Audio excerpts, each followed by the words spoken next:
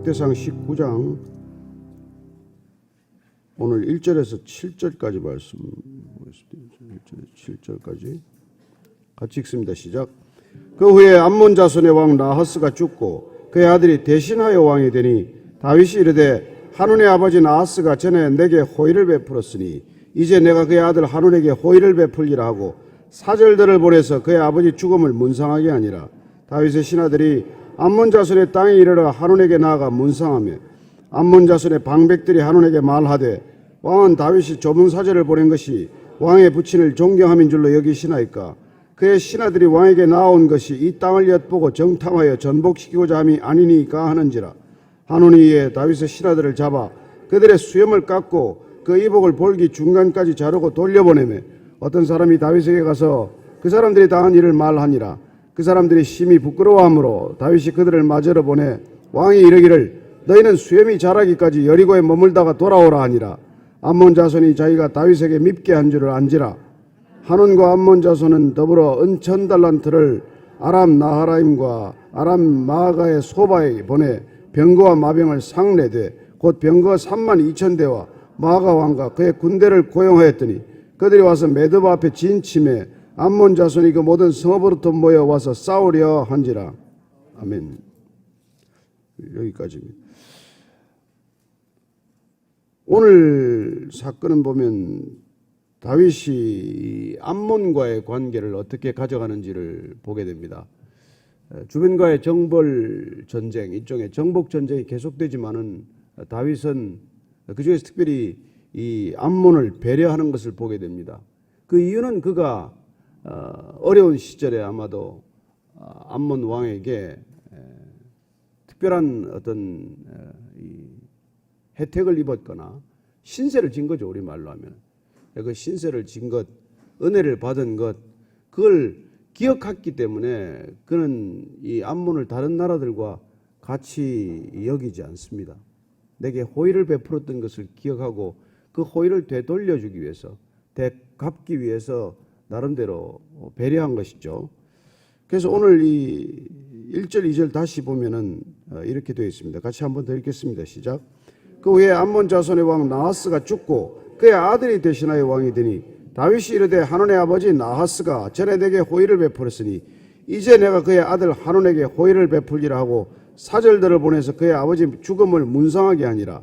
다윗의 신하들이 암몬 자손의 땅에 이르러 한운에게 나아가 문상하며 암몬 자손의 왕 나하스, 암몬의 왕 나하스가 죽고 그 아들이 왕이 되었어요. 한운이 왕이 되었는데 나하스가 죽었다는 소식을 들은 다윗이 조문 사절을 보내는 것입니다. 지금 다윗의 입장은 날로 융성해 가는 입장이에요. 점점 나라가 커지는 것이죠. 반면에 이웃 나라들은 점점 비중이 줄어드는 때입니다. 그리고 지금 하나하나 그 나라들을 이렇게 하나님의 공의를 회복하기 위해서 그동안 이스라엘을 괴롭혔거나 이스라엘에게 대해서 선대하지 않았던 나라들에 대해서 이렇게 정리하고 있는 과정인데 어쨌건 나하스가 했던 본인을 아마 숨겨 주었거나 그랬던 그겠죠. 이걸 기억한다는 것, 사실 오늘은 이 한마디에 우리가 주목해야 됩니다. 내게 은혜를 베푼 것을 기억하는 사람, 내가 잘 돼도 내 어려울 때를 기억하는 사람, 내가 어렵고 힘들 때 조금이라도 나를 도와준 사람, 여러분 이거 기억하는 게 믿음하고 무슨 상관이 있습니까? 라고 말하면 안 됩니다. 우리가 어려울 때 그 도움이 누구로부터 왔는지를 기억한다면 그 사람도 함께 기억하는 것이죠. 우리 그리스도인들이 흔히 착각하기 쉬운 게 하나님이 나를 도와주셨다. 그러나 그 모든 도움의 손길은 누구를 통해서 옵니까? 결국 사람을 통해서 오지 않습니까? 하나님을 기억한다는 것은 사람을 기억하는 거예요. 그런데 하나님을 기억하는데 나는 그 사람은 기억하지 않는다. 이게 여러분 세상에서는 하나님 모르는 사람들은 당장 배은망덕이라고 말하지 않습니까? 은혜를 베풀었는데 그 은혜를 기억하지 못하는 것. 여러분 짐승도 은혜를 기억합니다. 짐승도. 어디 경상북도인가 어디에 소가 누렁이가 주인이 너무나 사랑해 준 걸 기억해가지고 그 할머니가 돌아가시니까 매일 산소를 가는 거예요. 송아지가. 아들은 1년에 한 번 가는데. 누렁이가 죽을 때까지. 그래가지고 그 군에서 무슨 기념비를 세웠어요. 누렁이. 여러분 짐승도 그래서 나중에 이게 성경 우리가 보면 예언서에 소도 주인을 알건만은 이스라엘 백성들은 그걸 모른다는 거예요. 그 얼마나 비참한 얘기입니까? 짐승도 은혜를 기억하는데 하물며 사람이 은혜를 모른다. 여러분 이게 인간이 짐승보다 못한 인간이 되었다는 뜻이에요. 여러분 사람이라고 다 사람입니까? 사람 얼굴 쓰고 산다고 사람입니까? 옛날에 그걸 우리 어른들이 인두껍이라 그랬어요. 인두껍을 사고 살지만 짐승보다 못하다는 거예요. 그 사람이 여러분 사람보다 나은 천사 같은 사람이 있는가 하면 그냥 사람 같은 사람이 있고 사람보다 못한 사람이 있고 짐승 같은 사람이 있고 근데 그중에 짐승보다도 못한 사람이 있다는 것입니다. 이게 얼마나 큰 슬픈 얘기입니까? 짐승도 은혜를 아는데 인간이 은혜를 모른다. 말이 안 되죠. 그래서 그 예언서에 자꾸 그런 말이 반복되는 거예요. 어떻게 짐승들도 소도 주인을 아는데 사람이 그걸 모르냐. 여러분 사실 제일 악한 게 인간 아닙니까? 온 세상을 이렇게 뒤범벅을 해놓고 이 세상을 뒤죽박죽으로 만들어 놓고 끝없이 탐욕하고 정말 이 인간의 끔찍함은 이런 말할 수 없어요. 이 지구 자체를 못 살게 만들어 놓고 말이죠. 그래서 오늘 보니까 다윗의 위대함은 여러분 나라를 계속 정벌하는 데 있지 않습니다. 그건 하나님이 한다. 이게 성경의 기준이에요. 그럼 인간이 하는 게 뭡니까? 다윗이 하는 게 뭐예요? 그런 전쟁이 계속되는 그런 국사가 펼쳐져 있는 우리로 말하면 큰 일들이 벌어지고 있는 가운데 작은 은혜를 기억한다. 이게 다윗의 신앙의 이 아름다움이요. 위대함보다도 더 큰 섬세함이라는 것입니다. 여러분 신앙이 좋은 신앙이라는 것은 무슨 하나님 나라의 거창한 일을 생각하는 게 아니에요. 하나님 나라는 무슨 큰 대륙에 있는 게 아니에요. 아프리카 대륙에 있고 무슨 아시아 대륙에 있고 이게 아닙니다. 하나님의 나라는 단 두세 사람이라도 내 이름으로 모인 그 속에 있다는 거예요. 주님께서는 내가 내 안에 거하겠다고 말합니다. 하나님의 나라는 내 안에 있고 인간과 인간 사이에 있는 거예요. 하나님의 나라는 보이게 임하지 않습니다. 하나님의 나라는 늘 보이지 않는 곳에 임하는 것이죠. 내 안에 보입니까? 여러분 내 안에 보고 있습니까? 내 안에 보이면 여러분들 영안이 열렸다 이렇게 말하는 것이죠. 영적인 눈이 열렸다. 그건 사람들이 보지 못하는 것, 세상이 알지 못하는 것, 안 보이는 것을 본다는 것이란 말이죠. 하나님의 나라는 보이지 않게 임하는 거예요. 하나님의 나라는 인간과 인간 사이의 관계 속에 임하는 것입니다. 그러니 그 관계가 서로 사랑하라. 그렇게 말할 때 그 서로 사랑하는 관계 속에 하나님의 나라가 임할진데 보이지 않는 하나님을 사랑한다고 하면서 보이는 인간을 미워한다면 어떻게 하나님을 사랑하는 것이냐 그렇게 말하는 것이죠. 우리가 이 보이지 않게 임하는 하나님 나라 가운데 그 나라가 보이는 까닭은 관계가 달라졌다. 관계 맺는 방식이 변했다. 이게 여러분 이 변화를 말해서 우리는 하나님의 나라가 임했다라고 세상이 알게 되는 통로가 되는 것이죠. 다윗은 이거 옛날에 그때 그 좀 어려울 때 베풀었던 거 큰 은혜도 아닐 것이고 잠깐 몸을 좀 가릴 수 있도록 해준 걸 텐데 그걸 기억했기 때문에 이걸 은혜를 갚아야 된다. 그래서 이제 죽었어요. 여러분 옛날 말에 정성집 개가 죽으면 문상을 가도 정성이 죽으면 문상 안 간다 그러잖아요. 이게 인심 아닙니까?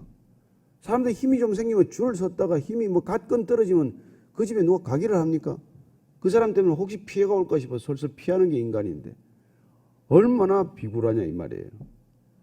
그런데 다윗 입장에서 굳이 문상을 보낼 것도 없고 갈 것도 없어. 언젠가는 이거 다 멸망시켜야 될 나라인데. 그런데 어쨌건 그는 조문 사제를 보냈다. 이게 그 다윗의 위대함이라는 것을, 다윗 신앙의 아름다움이라는 것을 우리가 보게 되는 것이죠.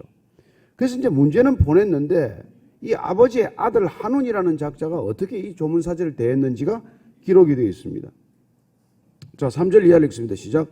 암몬 자손의 방백들이 한온에게 말하되 왕은 다윗이 조문 사제를 보낸 것이 왕의 부친을 존경함인 줄로 여기시나이까. 그의 신하들이 왕에게 나온 것이 이 땅을 엿보고 정탐하여 전복시키고자 함이 아니니까 하는지라. 여러분 이거 보십시오. 이 참 옆에 있는 이 가까이 있는 측근들이라고 하는 사람, 리더에 가까이 있는 사람들이 어떻게 말하느냐가 이게 굉장히 중요합니다. 가까이 있는 사람들이 어떻게 말하냐. 근데 이게 지금 한온이라는 새 이 왕이 된 사람 옆에 있는 측근이 하는 소리라는 게 다윗이 조문사제를 보낸 게 뭐 당신 아버지를 기억해서 그렇겠냐. 우리나라를 침략하기 위해서 지금 정탐꾼 보낸 거나 마찬가지다. 여러분 이 말을 들었을 때 분별해야 할 책임은 나한테 있는 거예요. 한온에게 있는 것입니다. 아니다. 그들을 선대해서 돌려보내라. 조문사제를 극진히 맞아주어라. 이렇게 한마디 명령하면 될 일을 그 말을 곧이곧대로 들은 것 아닙니까? 여러분 이 비슷한 왕이 성경에 나오지 않습니까? 솔로몬 왕의 아들 르호보암이 왕이 되었습니다. 옛날에 그 솔로몬 가까이 있던 측근들은 국민의 부담을 경감해야 된다. 솔로몬이 워낙 큰 왕궁과 뭐 성전을 짓고 하는 바람에 국민들 생활이 피폐하다. 지금은 좀 세금을 감면해야 될 때다. 무슨 소리입니까? 젊은 그 옆에 있는 사람들은 지금이야말로 전갈 채찍으로 이들을 기강을 잡아야 됩니다. 버릇을 고쳐야 됩니다. 그래가지고 결국 나라를 두 쪼가리를 만들어 놔요. 남북 이스라엘이 갈라진 이유가 그것 때문입니다. 솔로몬의 아들 이 르호보암인가요? 르호보암이 맨날 그 보암이 이름이 같아가지고 르호보암이 이게 지혜로운 어른들의 말을 듣지 않고 어리석은 젊은이들의 말을 따르다가 나라를 두 조각으로 내고 말아요. 뭐 그때나 지금이나 뭐 큰 차이 없습니다. 늘 가까이 있는 측근들을 어떻게 두느냐. 측근들이 여러분 유류상종이 되면 안 돼요. 나 비슷한 사람 갖다 놓으면 내 수준밖에 안 됩니다. 정말 링컨 대통령처럼 정적을 바로 국방장관에 앉혔더니 그 사람이 사사건건 내한테 듣기 싫은 얘기를 하지만 그 나를 찌르고 내가 가시처럼 찌르는 그 말이 나를 깨우고 나의 분별력을 날카롭게 하고 그래서 철을 날카롭게 하는 것이지 맨날 내가 생각하는 방식대로 생각하는 사람들을 가깝고 편하다고 옆에 두면 점점 같이 이렇게 변하고 마는 것이죠. 그래서 유류상종이란 내 수준의 사람들을 둔다는 것이 아니라 정말 지혜로운 사람들은 지혜로운 사람들을 두는 것이고 어리석은 사람들을 어리석은 사람을 가까이 하는 것을 말하는 것이죠. 난 뭐 적성에는 안 맞지만 저 사람 도저히 나하고는 체질이 다르지만 성향이 다르지만 그러나 그 다른 것들이 있을 때 여러분 얼마나 큰 이렇게 밸런스가 생기냐는 것이죠. 인생의 중요한 것은 여러분 두 날개 아닙니까? 한 날개로 어떻게 나릅니까? 한 날개는 아무리 쳐봐야 제자리에서 뱅뱅 도는 거예요. 두 날개를 치면 날아오를 수가 있지만 한 날개 쪽지를 꺾어버리면 그 자리에서 뱅뱅 돌고 마는 것이죠. 저는 이 다윗이 정말 뭐 가까이 있는 사람, 특별히 요압 같은 사람은 나중에 여러분 한번 성경 쪽 인물을 연구할 때 한번 보십시오. 정말 골치 아픈 사람이에요. 우리 같으면 이거 곁에 못 둡니다. 3년을 둘 수 없는 사람이에요. 그렇게 국가적인 어려움을, 재난을, 위기를 끼치는 사람인데 끝까지 품고 갑니다. 어쨌건 자기 생전에까지는. 그러나 아들 솔로몬에게는 이 요압이 너무나 큰 부담이 되기 때문에 적당히 처리해라. 이게 유언을 그렇게 하고 가지 않습니까? 자기는 감당할 수 있지만 감당할 수 없는 사람에게까지 감당하라고 말하지 않습니다. 누구나 감당해야 될 수 있는 게 아니잖아요. 자기 그릇에 맞춰서 감당하는 거지. 그래서 이 보면은 정말 다윗이 대단해요. 그래서 오늘 보니까 이걸 이렇게 사제를 탁 보냈는데 이 좁은 한온이라는 작자가 자기보다 큰 그릇을 압니까? 여러분 큰 그릇은 작은 그릇을 담지만은 작은 그릇은 큰 그릇을 못 담습니다. 그러잖아요. 내가 보니까 우리 뭐 아내가 이렇게 찬장에 정리하는 거 보면 큰 그릇 안에 차곡차곡 작은 그릇을 다 담아놨더만 물론 꺼낼 때 귀찮긴 하지만 그러나 여러분 작은 그릇에 큰 그릇을 어떻게 담습니까? 그러니까 여러분들이 정말 우리가 믿음 안에서 이 그릇이 커지는 것을 경험하는 것 그게 믿음이 성장하는 거예요. 어제나 오늘이나 뭐 똑같은 내 모습을 가지고 붙들고 씨름하는 게 아니라 내 그릇이 점점 커져서 정말 어떤 것도 내게 담겨도 부담이 되지 않는 것 그게 하나님을 닮아가는 삶, 하나님을 제대로 믿는 신앙 이거예요. 근데 웬걸 이걸 믿으면 그냥 더 좁아져 가지고 말이죠. 바늘 끝도 안 들어가고 앉아서 기도하면서 싸우고, 예? 금식하며 싸우고, 그래가지고 어떻게 천국에서 만날 수 있겠어요? 주님이 얼마나 답답하겠습니까? 걸핏하면 소송하고. 여러분, 재판관들이, 그 판사들이 제일 골치 아픈 게 교수들하고 목사들이에요. 이 싸우기 시작하면 끝이 없어. 목사들이나 이 교회가 분쟁이 오면 절대로 화해 조정이 안 됩니다. 음성 듣고 싸우니까. 무슨 음성을 듣고 싸우는지. 음성을 듣고 싸우기 때문에 절대로 화합이 안 되는 거예요. 최근에도 무슨 제가 이 재판에 관한 얘기를 들었는데, 그 목사가 이미 좀 잘못하긴 좀 잘못했어. 그러나 그분은 사과하면 그만이고 성도는 받아주면 그만인데 기어이 고소를 해가지고 세상 법정에 가서 세상 판사한테 욕을 야단을 맞는 거예요. 어쩌자고 화해를 하라 해도 안 하는 거예요. 세상이 화해를 하라 그래도 교회는 안 하는 그런 어리석은 꼴을 보게 되는 것이죠. 그래서 하여튼간에 이 한운이 젊은이들 말을 듣다가 쫄딱 망하는 겁니다. 나라 전체를 멸망시켜요. 나라 전체를. 망하게 해도 그렇게 망하게 할 수 없습니다. 한운이 이에 다윗의 신하들을 잡아 그들의 수염을 깎고 그 의복을 볼기 중간까지 자르고 돌려보내며 이런 짓을 하는 거예요. 여러분, 조문 사절이란 누굽니까? 다윗이에요. 원래 사절이란 우리나라 대통령이 특사를 보내면 대통령이 간 거예요. 그렇지 않습니까? 대사가 가면은 그 나라 왕이 온 거예요. 그 나라가 온 거예요. 그게 외교 관례 아닙니까? 그래서 우리나라에 있는 대사관은 그 나라의 영토에 준하기 때문에 한국 내에 있지만은 들어가면 안 돼요. 그 무슨 시위한다고 남의 나라 대사관에 화염병 던지고 그런 일은 여러분 전쟁을 하자는 거예요. 그게 외교 관례입니다.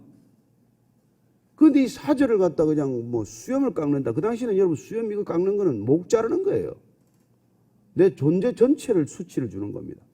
그 다음에 남자를 옷을 잘라가지고 볼기를 드러내. 이야, 이런 짓을 해가지고 보낸 거예요. 어리석게도. 그런데 이제 이걸 또 어떻게 겪습니까? 5절 말씀 읽습니다. 시작. 어떤 사람이 다윗에게 가서 그 사람들이 당한 일을 말하니라. 그 사람들이 심히 부끄러워하므로 다윗이 그들을 맞으러 보내 왕이 이르기를 너희는 수염이 자라기까지 여리고에 머물다가 돌아오라 하니라. 제가 이걸 아침에 묵상하면서 정말 다윗 참 성숙하다. 여러분 같으면 어떻게 하겠어요? 일반 정치인들 같으면 어떻게 하겠습니까? 이 얼마나 반암몬 정서를 부추기는 데 도움이 될까요? 사절들을 그냥 시가행진을 하게 하는 거죠. 저놈들이 우리를 이렇게 대했다. 단칼에 쳐 죽이자. 여러분, 국민의 반정서를, 암몬 정서를 만드는데 이만큼 좋은 사건이 어디 있습니까? 당장 소집해가지고 그냥 암몬을 그냥 박살을 내고 마는 것이죠. 그런데 지금 그렇게 할 수 있는 다윗, 그럴 힘도 있고 능력도 있는 다윗이지만 다윗이 이 사절들의 부끄러움을 회복하는데 마음을 쓰는 거예요. 그래서 좋은 믿음이란 여러분 큰 일을 잘 처리하는 게 아니라 작은 섬세한 배려를 잊지 않는다는 거예요. 이게 얼마나 놀라운 일입니까? 나라 임금이 이것까지 생각할 게 뭐 있어요? 지금 국민들하고 그냥 쳐서 지금 계속 전쟁을 벌여가는데 이처럼 전쟁하기 쉬운 명분이 어디 있어요? 그러나 사절들에게 예루살렘으로 입성하지 말아라. 너희들 여리고 성에서 수염이 다 자랄 때까지 기다려라. 이렇게 돌아오는 걸 그 아내가 보았다든지 자녀들이 볼 때 얼마나 부끄럽습니까? 여러분, 이 세상에 제일 못할 짓이 자녀들 앞에서, 가족들 앞에서 수치를 주는 것 아닙니까? 그런 짓을 하면 안 되죠. 그런 짓을 하면 안 되죠. 특별히 믿는다는 사람들이 말이죠. 저는 이 교회 안에 무슨 투서를 돌아다니는 거 이런 건 정말 교회 아닙니다. 무슨 하나님의 일터? 벌피다만 투서가 날아다니고 말이죠. 투서가 오히려 더 많아요. 수치를 주고 말이죠. 부끄럽게 만들고. 그렇습니다. 하나님은 우리의 허물을 가려주셨고 부끄러움을 덮어주셨는데 그렇게 큰 은혜를 받은 우리가 어떻게 남의 허물을 그렇게 드러내는 것을 기뻐하겠습니까? 그래서 지금 다윗은 그 사절들의 부끄러움을 가려주는 그런 이 섬세한 배려를 보는 것이죠. 우리가 그런 무슨 잘못이 있을 때 그냥 지나가라는 게 아니에요. 기도하고 그 사람하고 단 둘이 만나서 너 그러면 안 된다. 이런 얘기를 하는 건 해줄 수 있는 거지만은 뭐 다니면서 사방에다가 그 인간이 그런 인간이다 하고 말하는 건 그건 이해가 안 되는 것이죠. 나는 제일 이 시대 답답한 게 정말 크리스찬 사칭죄, 교회 사기범, 교회 아니에요. 무슨 이단이 교회입니까? 교회 간판 걸고 십자가 세우면 교회입니까? 가짜 중에 그런 가짜가 어디 있어요? 크리스찬 아니에요. 남의 험담하고 다니는 사람이 어떻게 크리스찬입니까? 근데 교회 나가고 나는 크리스찬이라고 자기는 착각하고 남한테 그렇게 속이고 다니는 거예요. 무슨 크리스찬이 그런 크리스찬이 어디 있어요? 여러분들이 이 시대에 가장 이게 필요한 것은 영적인 분별력입니다. 교회 아닌 것을 교회 아닌 것으로 분별하는 능력, 크리스찬 아닌 사람을 크리스찬 아닌 것으로 분별하는 능력, 목사가 아닌데 목사라고 하는 것을 주장을 분별하는 능력. 여러분 이거 없으면 정말 큰일 나는 시대예요. 그러면 여러분들도 어느 날 피지까지 끌려갈 거예요. 가서 그냥 엄마가 딸을 때리고 딸이 엄마를 때리라고 하면 그런 부당한 권위주의에도 순복한다는 명목으로 그런 말도 안 되는 일들을 자행하는 그런 광신도 집단이 되는 것이죠. 말도 안 되는 걸 그걸 하나님의 이름이라고 그러면은 거기 벌벌 떨고 참 여러분 이해가 되세요? 성경을 모르면 그런 일이 일어난다는 거예요. 성경을 모르는데 그런 일을 시키면은 하나님의 이렇게 음성을 들었다. 여러분들한테 와서 음성을 들었다 그런 소리 있으면 하나님의 음성이면 나한테도 말씀하실 것입니다. 그렇게 얘기하세요. 하나님이 그렇게 나한테 간절히 말씀하시기를 원한다면 나한테도 동일한 음성과 생각을 주실 것입니다. 그리고 휘둘리지 마십시오. 내 미래를 가지고 오는 사람은 네 미래나 알아라 그렇게 하세요. 네 미래나 알아라. 나는 안다 그러세요. 6절 7절 읽고 마칩니다. 시작. 암몬 자손이 자기가 다윗에게 밉게 한 줄 알지라. 한온과 암몬 자손은 더불어 은천 달란트를 아람 나하라임과 아람 마가와 소바에 보내 병거와 마병을 상대되 곧 병거 3만 2천 대와 마가 왕과 그의 군대를 고용하였더니 그들이 와서 메드바 앞에 진침해 암몬 자손이 그 모든 성읍으로부터 모여와서 싸우려 한지라. 여러분 이거 한마디로 하면 죽을 놈은 죽을 짓을 한다 이런 얘기예요. 이게 죽고 싶어서 환장했다 이런 얘기예요. 아니 사절 하나 잘 대접해서 보냈으면 좋을 일을 은천 이걸 갖다 이건 다른 데 보낼 일이 아니라 다윗한테 그냥 보냈으면 모든 화친 관계를 가지고 오고 너무나 나라와 백성들이 평안할 터인데 그 돈 엉뚱한 데 보내고 엉뚱한 짓 하다가 온 백성들을 도탄과 망하게 하는 길로 끌고 가는 지도자, 이런 지도자들이 지금도 수도 없이 많습니다. 대부분의 지도자들은 이런 지도자들입니다. 하나님을 모르는 지도자들, 교만한 지도자들, 내가 길이라고 생각하는 그런 어처구니 없는 지도자들이 이런 짓을 하는 거예요. 국민의 세금을 쓸 때 안 쓰고 말이죠. 엉뚱한 데다 갖다 쓰는 것이죠. 용병을 고용하고 뭐 안 할 짓을 해가지고 나라를 도탄에 빠뜨리는 것을 보게 됩니다. 저는 여러분들이 은혜를 원수로 갚다가 이런 일을 겪는다는 것을 기억하십시오. 은혜를 기억하고 그 은혜를 자손까지 물려주는 부모가 되기를 축복합니다. 나는 정말 일본인들이 정말 놀라워요. 부모가 이렇게 맺었던 소중한 관계를 자녀들이 또 이어가는 거예요. 우리가 생각하면 상상이 안 될 정도예요. 어떤 건 너무 짐스럽고 부담스럽겠구나 하는 생각이 들긴 하지만 그러나 그 은혜를 잊지 않고자 하는 마음, 남에게 폐를 끼치고자 하지 않는 마음, 선진국이 그냥 됩니까? 여러분. 정말 우리가 그런 질서, 그런 것들을 우리가 정말 삶의 속에서 실천해 나가지 않으면 절대로 선진국 될 수 없습니다. 그냥 어제 은혜를 원수로 갚고 그냥 베푸른 호의를 갖다가 악의로 갚아버리고 이런 일들이 이 땅 가운데 얼마나 많은지 몰라요. 누가 재판 고소 사례를 했는데 일본보다 우리가 100배를 고소를 많이 해요. 고소하는 게. 그래도 되게 가까이 있던 사람들 아닙니까? 어제까지 잘 지내던 사람 아닙니까? 그냥 격리 책임지 않는 사람이 들고 나가서 그냥 국세청에다 갖다 주고 고소하고 고발하고 범죄를 덮으라는 게 아니에요. 정말 사랑하면 그 사람 조용히 불러서 말이죠. 주 안에서 화해할 수 있고 회복시킬 수 있는 일들을 그냥 돌이킬 수 없는 원수와 적대 관계로 가는 것을 봅니다. 제일 잘하는 게 교회끼리의 싸움이에요. 한번 싸우면 다시 보지 않습니다. 저는 주님께서 이 시대에 예배드리다가 싸운 일이 있거든 가서 화해하고 예배 자리로 와라. 원수로 만들지 말고 은혜를 적으로 갚지 않게 되기를 축복합니다. 오늘 혹시 내가 은혜 갚지 못한 일이 있으면 한번 조용히 기억하면서 나는 뭘 은혜를 갚지 못했나?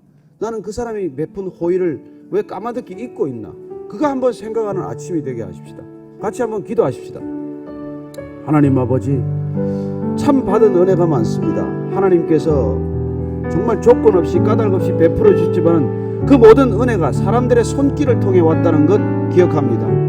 어느 날 그분이 제게 찾아오셔서 복음을 전했고 어느 날 그분이 찾아오셔서 제게 좋은 것들을 알게 하셨습니다. 하나님, 이 호의, 이 선대 잊지 않고 되갚는 우리 모두가 되게 하여 주옵소서. 하나님 아버지, 주님께서 우리에게 베풀어 주신 절대적인 호의를 기억하는 믿음 되게 하시고 사람의 손길을 통해 주신 그 호의 잊지 않고 되갚는 그런 놀라운 은혜가 우리에게 다시 흘러 넘치게 하여 주옵소서. 이제는 십자가에서 모든 것을 주신 우리 구주 예수 그리스도의 은혜와 그 모든 것을 주신 호의의 물길을 따라가면 아버지께서 맞아주시는 크고 놀라운 사랑과 날마다 내가 베푼 것만 기억하고 남이 내게 베푼 것을 잊을 때 내가 베푼 것은 잊게 하고 남이 내게 베푼 것 기억하게 하는 성령님의 깨닫게 하심이 오늘 말씀을 따라 정말 호의로 누군가에게 되갚기를 원할 때 악의로 되갚지 않기를 결단하는 이 자리에 고개 숙인 모든 믿음의 사람, 진정한 은혜의 사람들 위해 지금부터 영원까지 함께 하시기를 간절히 축원하옵나이다. 아멘.